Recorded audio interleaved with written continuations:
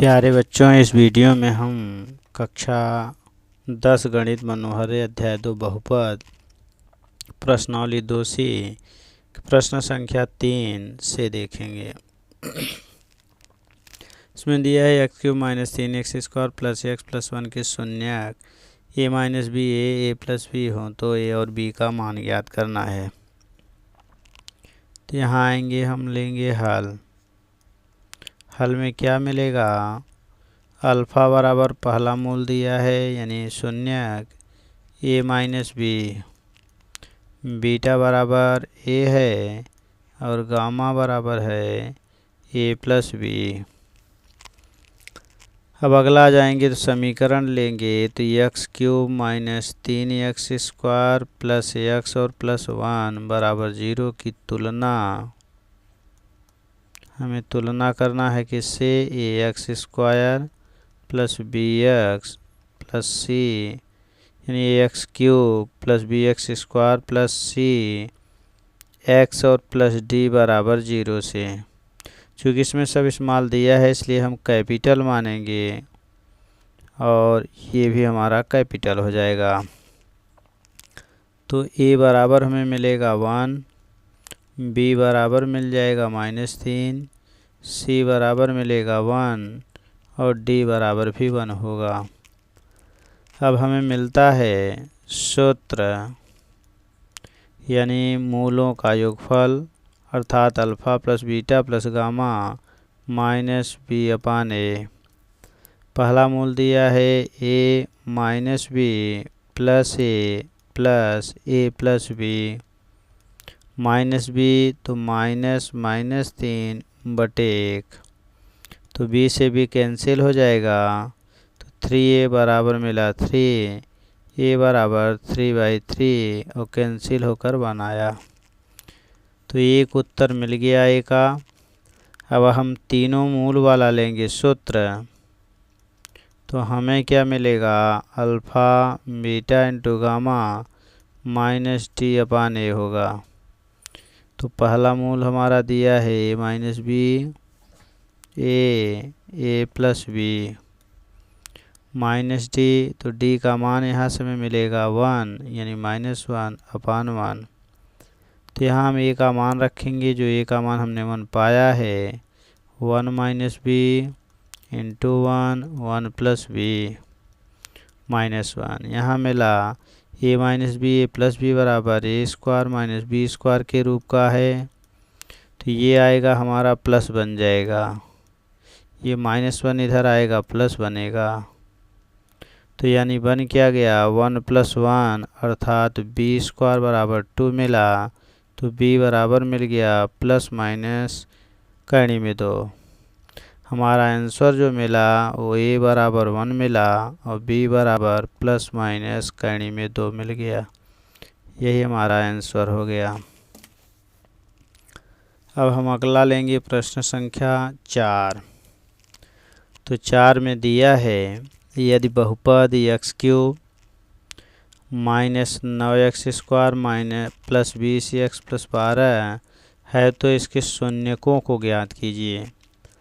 तो हल में ये त्रिघात है, हल में आएंगी ये त्रिघात समीकरण है यानी x³ - 9x² + 20x + 12 बराबर 0 की तुलना हम करेंगे ax² + bx ax³ + bx² + cx और +d बराबर 0 से।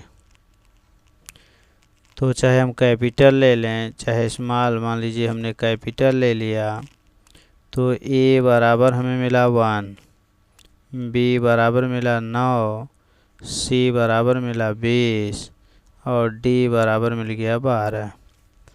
आगे आएंगे तो अब हमारा जो सूत्र है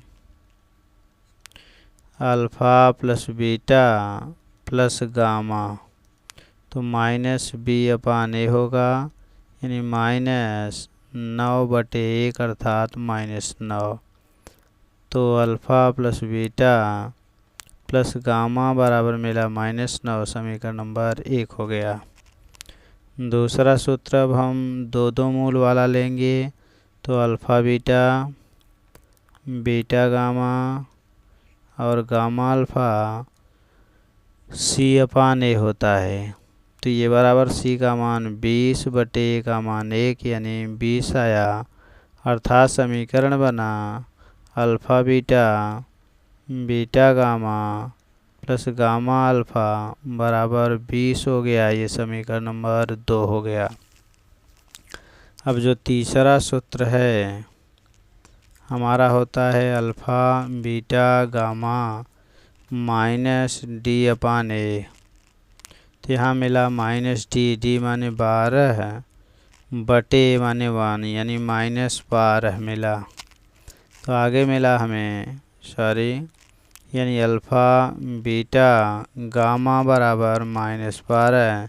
ये हमारा समीकरण नंबर 3 हो गया। अब इन तीनों समीकरणों को हमें हल करना है। इसके लिए पहले हम तीनों समीकरण को एक जगह लिख लेते हैं। तो alpha plus beta plus gamma बराबर हमें पहला मिला है -9। दूसरा हमारा था alpha beta, beta gamma plus gamma alpha बराबर, ये मिल गया है 20। ये हमारा 2 था। आगे आएंगे तो अल्फ़ा बीटा गामा ये बराबर है हमारा -12, ये हमारा 3 है। अब समीकरण 1 से हम अल्फ़ा प्लस बीटा का मान निकाल लेंगे। तो समीकरण 1 से हमें मिलेगा अल्फ़ा प्लस बीटा बराबर, ये गामा जाएगा तो -9 माइनस गामा हो जाएगा। अब इसको हम बना लेते हैं 4। अगला जाएंगे समीकरण 3 से तो हमें मिल जाएगा 3 वाला, यानी अल्फ़ा इंटू बीटा बराबर यदि निकालेंगे तो -12 बटे गामा हो जाएगा। इसको हम बना लेते हैं 5। अब ये जो 4 और 5 का मान है 2 में रखेंगे।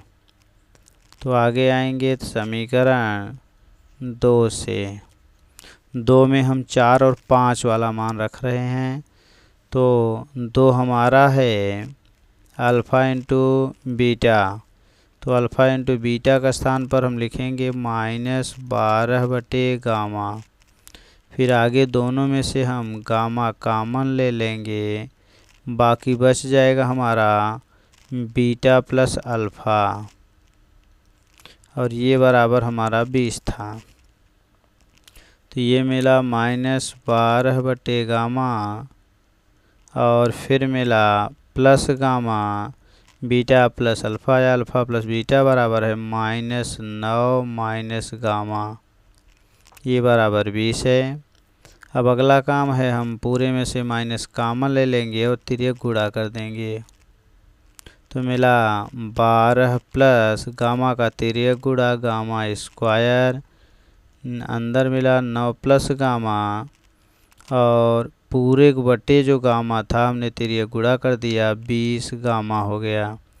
इस माइनस का गुणा इसमें कर देंगे तो हमारा बन जाएगा यानी -20 गामा।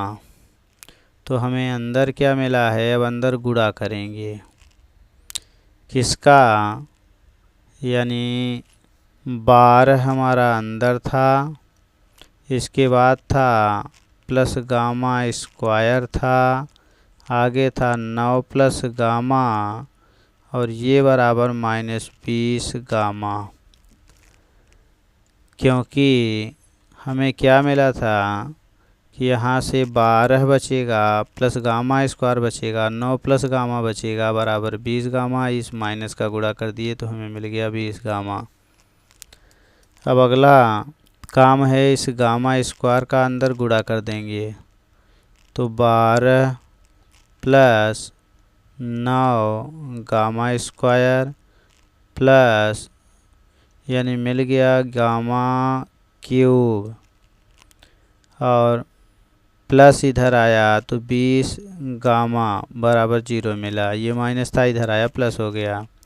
अब हम बनाएंगे गामा क्यूब, फिर बनाएंगे तो 9 गामा स्क्वायर, फिर बनाएंगे तो 20 गामा होगा, फिर बनाएंगे तो प्लस 12 हो जाएगा, ये बराबर 0। अब यहाँ अचर पद हमारा 12 है, इसी का खंड होगा तो 1 गुणे 2 दूनी 4 तिहाई 12। अब यहाँ मिलेगा गामा +1 शेषफल प्रमेय से गामा -1, अर्थात यही संख्या एक बार प्लस माइनस, फिर ये प्लस माइनस, फिर ये प्लस माइनस। अगला गामा +2 गामा -2 गामा +3 गामा -3, इसी में से कोई एक होगा, उसी को हमें खंड करके बाहर निकालना है। तो जिस मान पर यह 0 आएगा उसी पर ये हमारा ये 6 हो गया, इसी में रखना है हमें।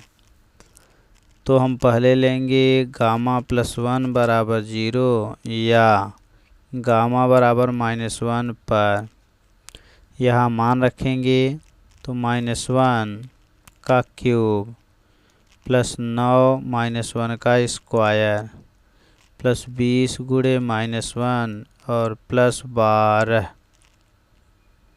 और ये बराबर 0 आना चाहिए। तो -1 आया, -1 का स्क्वायर करेंगे प्लस हो जाएगा तो प्लस 9 आएगा, 20 एक्का 20 -20 प्लस 12 बराबर 0।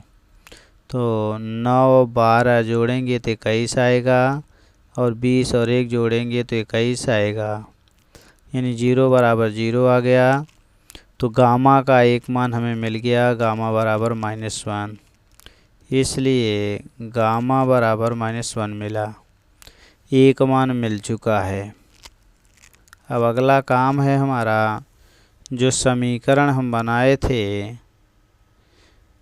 एक तो था हमारा यानी अल्फ़ा बीटा गामा बराबर -12, या इसी को हमने यहाँ बनाया था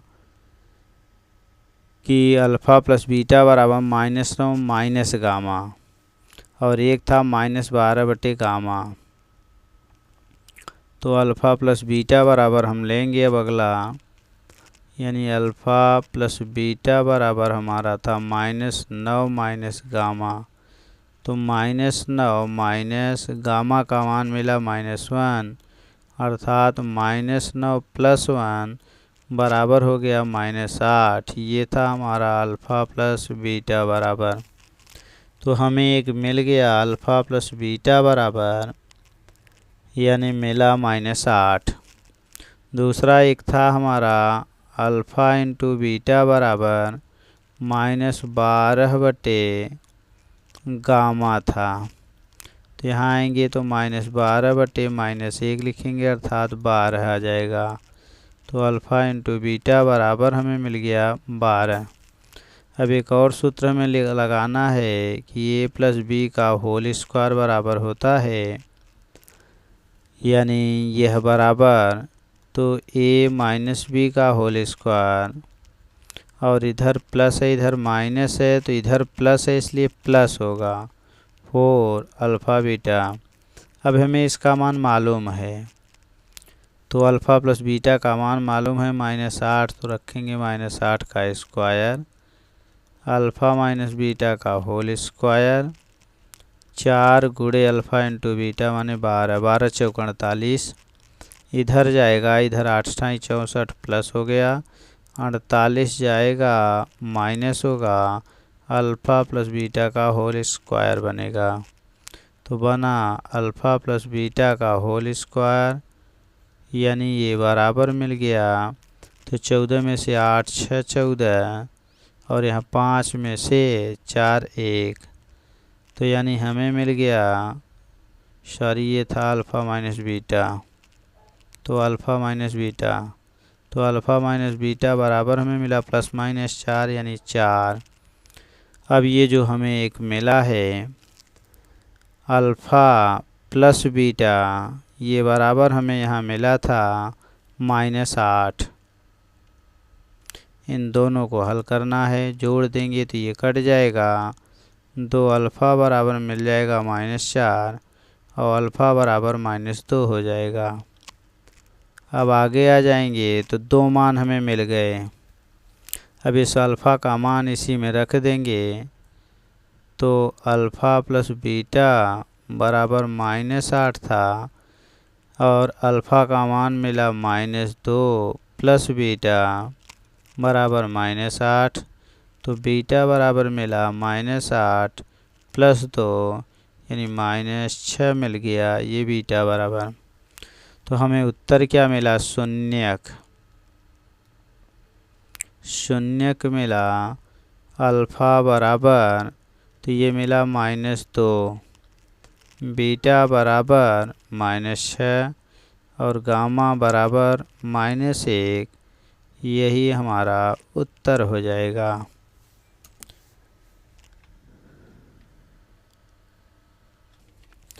अगला है हमारा प्रश्न संख्या 3। यदि बहुपद x³ -ax² + x + 3 का एक शून्यक है तो a का मान ज्ञात कीजिए। अब यहाँ आएंगे तो हल में क्या मिलेगा? समीकरण दिया है x³ -ax² + x + 3 है और एक शून्य का मतलब x का मान, तो x बराबर a रखना है। तो ये आ जाएगा a³ -a × a² + a और +3। चूँकि शून्यक है तो इसका मान 0 आएगा, तो बना a³ -a² × a बराबर यहाँ भी a³ + a + 3 मिला। अब ये इससे कैंसिल हो जाएगा तो a + 3 बराबर 0 मिला, या a बराबर हमें -3 मिल जाएगा और यही हमारा आंसर हो जाएगा।